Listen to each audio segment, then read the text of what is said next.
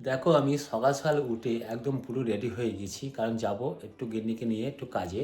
তার বিষয়টা হচ্ছে আমি চাটা খেয়ে আসলাম, আসার পরে দেখি গিন্নি আমার রেডি হয়ে কমপ্লিট হয়ে বসে আছে। তারপরে গিন্নি বেরোতে গেলেও বেরিয়ে টেরিয়ে দেখে মোবাইলে মোটেই চার্জ নেই। তা আমাকে বললো একটু চার্জ দিয়ে দাও। তা আমি চার্জ কোথায় দিলাম, চার্জ না দিয়ে আমি এখন মোবাইল নিয়ে তোমাদের সাথে কথা বলছি। গিন্নি আছে ওই গেটের কাছে দাঁড়িয়ে, মা আছে, বোন আছে, আর আমার গিন্নি আছে, ওরা তিনজনা গল্প করছে। তা কালকে যে কাতলা মাছ খাওয়া হয়েছিল সেই কাতলা মাছের গল্প করছিল, কাতলা পোস্ট করেছিল আমার বোন। তা দারুণ খেতে হয়েছে, সেইটাই গল্প এখন হচ্ছে। তা চলো এখন যাওয়া যাক, যেটুকুনি পারবো সেটুকুনি শেয়ার করব। চলো, ফোনে বেশি চার্জ নেই, ভিডিও করতে হবে না। ওখানে গিয়ে আবার চার্জ দিতে হবে, তারপরে ভিডিও করা যাবে। আমার কর্তাকে বাড়িতে বললাম বেশি ভিডিও করো না, ফোনে চার্জ নেই। আর এদিকে দেখো আমি ক্যামেরা অন করে দিয়েছি। আসলে এটাই হয়, যারা ভ্লগিং করে, যে কোনো টাইপের ভিডিও করে, তাদের ক্যামেরা অন না করলে যেন ভালোই লাগে না। যতক্ষণ সে তার নিজের কাজ না করছে একদমই ভালো লাগবে না।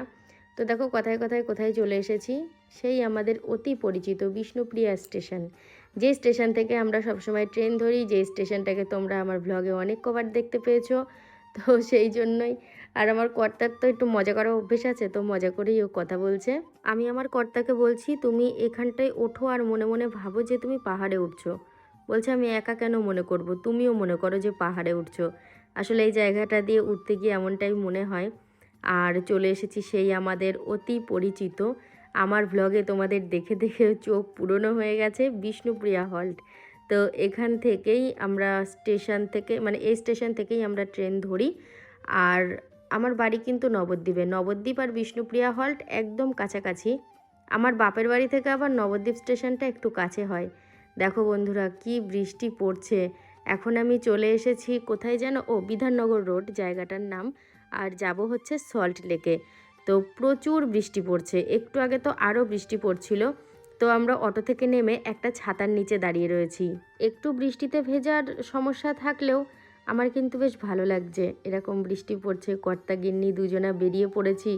আর যে দরকারেই বেরোই না কেন, বেরিয়েছি তো কাজে ঘুরতে। আমার কর্তা দেখছে, দেখো কিরম উঁকি মেরে বলছে কি বৃষ্টিটা কখন থামবে বলো তো, তারপরে এই ছাতা থেকে বেরোবো। তো বৃষ্টি থামতে হয়নি, আমরা ছাতা থেকে বেরিয়ে এই ব্রিজের নিচে এসে দাঁড়িয়েছিলাম, যেখানে জায়গাটা সেফ ছিল। মানে বৃষ্টির জলটা অন্তত পড়ছিল না, একটুও কিচ্ছু ছিটকে আসছিল না।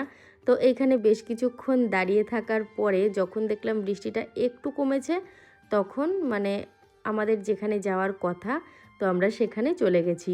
একটু ভিজেছিলাম, বেশি নয়। আমার কর্তা তো রুমাল দিয়ে মাথা টাথা মুছে ফ্যানের হাওয়ায় একবারে গা হাত পা শুকিয়ে নিয়েছে। আর ভেজার পরে একটু চা খাচ্ছিলাম, বেশ ভালো লাগছিল।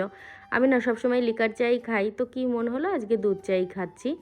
আর যে সব সময় একটা জিনিস খেতে ভালো লাগবে তেমনটা না, আমি শরীরের কথা ভেবেই লিকার খাই। আজকে আর তেমন কিছু ভাবিনি, তো দুধ চাই খেয়েছি, কোনো সমস্যাও হয়নি। যখন এসছি তখন বৃষ্টি পড়ছিল, যার সময় বাইরে বৃষ্টি হবে কিনা সেটাই ভাবছি। এখনো পড়ছে জানো তো গিন্নি। পড়ছে? হুম। কি বলো? একটু করে পড়ছে। তুমি যে বললে না বাড়ি গিয়ে কাছাকাছি করবো, কালকে কালকে চরম বৃষ্টি আছে জানো তো। আমাদের কাজ শেষ, এবার কর্তা গিন্নি হাসি মজা গল্প করতে করতে বাড়ির দিকে রওনা দেব। তো যাচ্ছিলাম রাস্তা দিয়ে, তো মজা করে কি বলছে জানো, বলছে দেখো মাথার ওপরে কি গাছ রয়েছে বলো তো। দাঁড়াও তোমাদেরকেও দেখাচ্ছে। এই যে মাথার ওপর রয়েছে কৃষ্ণচূড়া গাছ। জানি না ও সঠিক বলেছে কি না, ফুল নেই, লাল লাল ফুল হয়ে থাকে।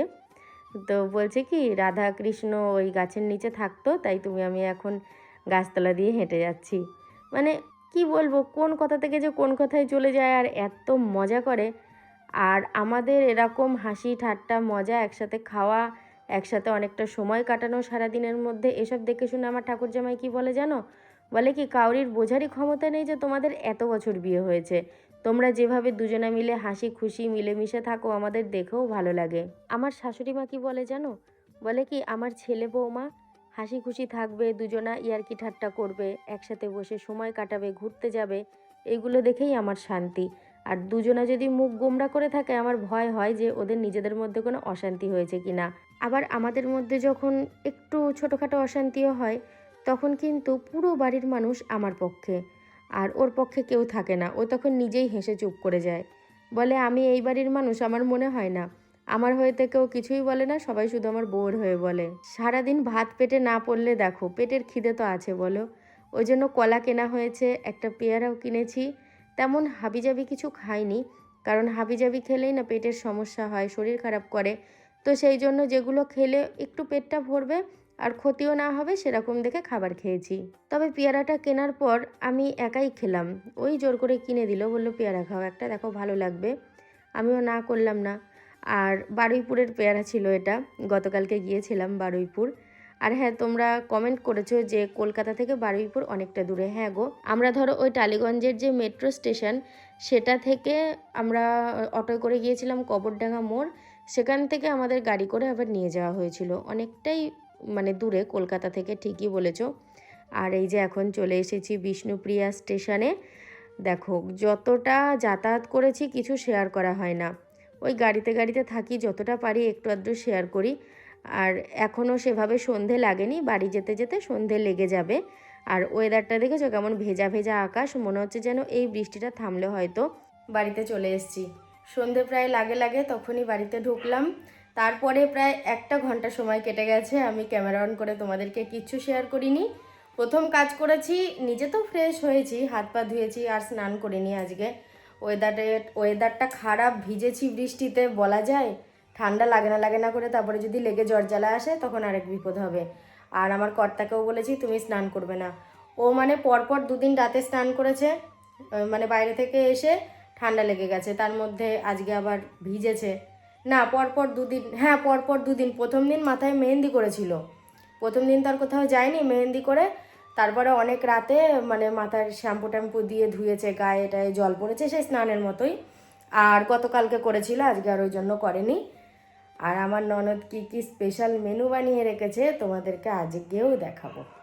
আজকেও করেছে ডাঁটা পোস্ত, রুই মাছের ঝোল, আলু সিদ্ধ, লঙ্কা ভাজা, গরম ভাত, এগুলো সব এই যে এখানে ঢাকা দেওয়া রয়েছে। এখন খাবো না, কালকে কেন তাড়াতাড়ি খেয়েছি জানো, আজকে সকাল সকাল বেরোনোর ছিল বলে। কালকে তার কোথাও বেরোনোর নেই, কালকে ওই জন্য একটু মানে শান্তিতে ঘুমিয়ে উঠবো। আর তার সাথে এখন খাবোও না, সেই কর্তা গিন্নি মিলে 10টা সাড়ে 10টার সময় একসাথে খাবো। তারপর বলো তোমার পায়ের খবর কি? পায়ের খবর খুব একটা ভালো নেই বৌদি। ওই যে আবার মলম লাগিয়ে ব্যান্ডেড করেছি। ব্যথা যন্ত্রণা হচ্ছে এখনো?